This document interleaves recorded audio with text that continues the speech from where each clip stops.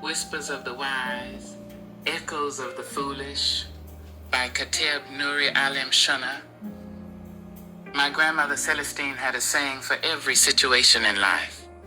Some were soft, like honey on cornbread, and some stung like rubbing salt in a paper cut.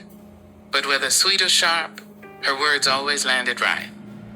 There's two types of people in this world, baby the wise and the fools, she said once, squinting over her glasses while smacking dough for her sweet potato biscuits. And sometimes they live under the same roof. You just better know who's cooking the truth and who's just making noise. And just like that, she dropped wisdom while rolling flour. I didn't understand it back then. I thought wisdom wore robes and walked slow, spoke in proverbs, and had incense burning. But Grandmother Celestine showed me that wisdom could wear house shoes, call you sugar, and still slice a fool down with one raised eyebrow. The folklore of Foolish Fire, a tale from the village of Lintaba. Long ago in the hills of Lintaba, there lived a man named Boma, who thought himself cleverer than the whole creator's sky. He talked so much even the parrots started giving him side eyes. He'd argue with thunder, insult the elders, and laugh loudest when no one was joking. Old ways are for old bones, he'd scoff. Then came the drought. The rivers cracked, the soil turned to ash, and the people gathered to seek wisdom from the ancestors and the Creator. But Boma, he rolled up his sleeves, grabbed a shovel, and said, "Who needs prayer when I got muscle?" He dug all night. By morning he was swallowed by the earth. The hole he made caved in on his pride. His shouts were faint, muffled by the very ground that refused to be disrespected. Meanwhile, a quiet boy named Ladu had listened to the elders and meditated under a sacred fig tree.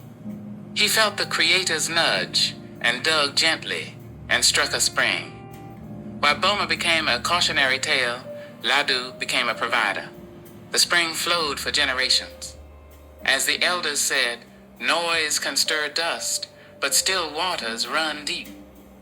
Real life fools and everyday wisdom. Now, I've seen Boma types in my life, loud folks, always got something to say, always ready to fight air. Some bark so much you'd think they were born with megaphones in their mouths. One time I brought a friend like that to church. Soon as the sermon started, he leaned over and said, "See, this where they tried to control you with all that humble talk." Grandmother Celestine, who happened to be sitting behind us, leaned in and said, "Humble don't mean weak, sugar. It means your spirit been trained not to act a fool every time your feelings catch a chill." He didn't say another word the rest of the service. The danger of keeping company with fools. You ever tried carrying a bucket full of water with holes in it? That's what it's like walking through life with foolish people. You pour yourself into friendship, into loyalty, into love, and they drip nonsense with every step until all you're left with is frustration and a soaked shoe. Foolishness is sneaky. Sometimes it looks like bravery. Other times it looks like charm. But give it time, it always reveals itself in broken bridges, burned peace, and bruised spirits. Grandmother Celestine would say, "Don't mistake loud for right. Roosters crow all morning, but they still can't lay an egg." The sacred strength of the silent ones. We live in a time where silence is suspicious. If you're not snapping back, clapping back, or throwing shade, if folks think you weak. But the quiet ones, oh, they dangerous in the best kind of way. They move with purpose, speak with intention, and don't waste breath proving what the Creator already knows. Celestine would say, "The ones who don't fight every battle, they already know which ones belong to the Creator." I've learned not to look down on those who choose not to argue with fools.